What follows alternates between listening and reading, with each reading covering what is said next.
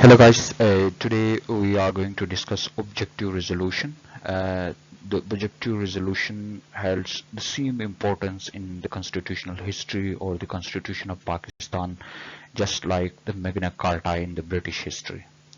This it was a framework, the structure that provides the limits to the future constitutions, and all our constitutions are made according to this resolution.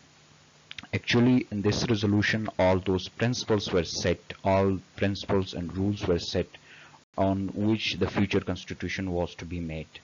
And the importance of this objective resolution can also be judged from the fact that this objective resolution remained the preamble of the 1956 Constitution and 1962 Constitution, and in the Constitution of 1973 initially it was inserted in the preamble of the Constitution, but later on through 8th Amendment in 1985 this was made a regular part of the Constitution.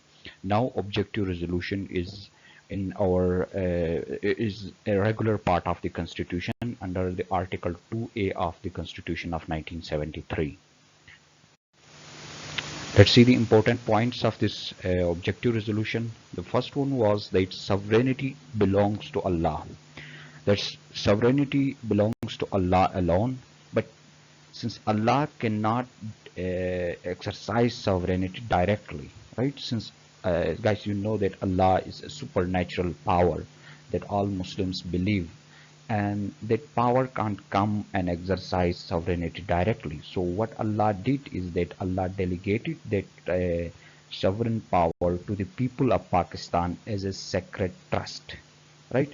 Now what people of Pakistan are doing, that they exercise the sovereignty on the behalf of Allah, right? And what does it mean?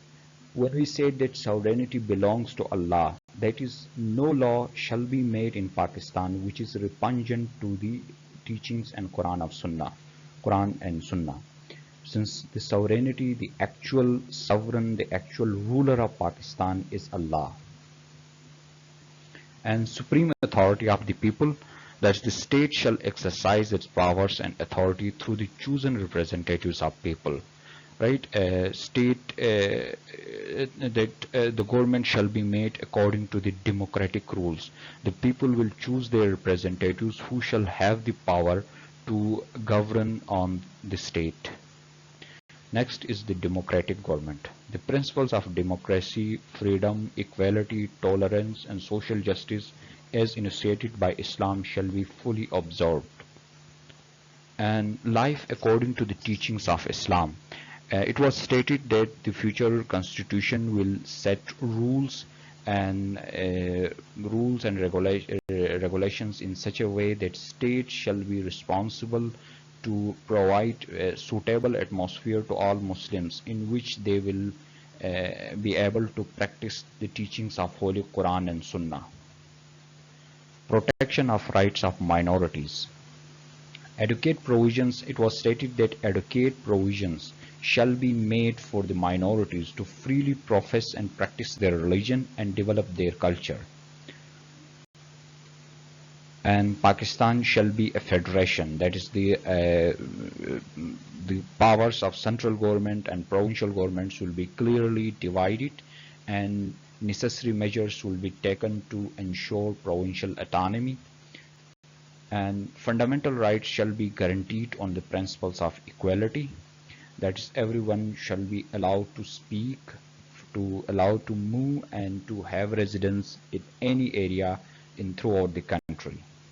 And there shall be no discrimination on the basis of religion, caste, language, or regional basis. And measures shall be taken to develop underdeveloped areas, since most of the parts in the Pakistan in 1947 were underdeveloped. So it was stated that the future constitution will take measures to develop the underdeveloped areas. And now the last point was that judiciary shall be independent, and the constitution will provide such measures that judiciary shall be independent from executive and legislature. The principles of separation of powers as enunciated by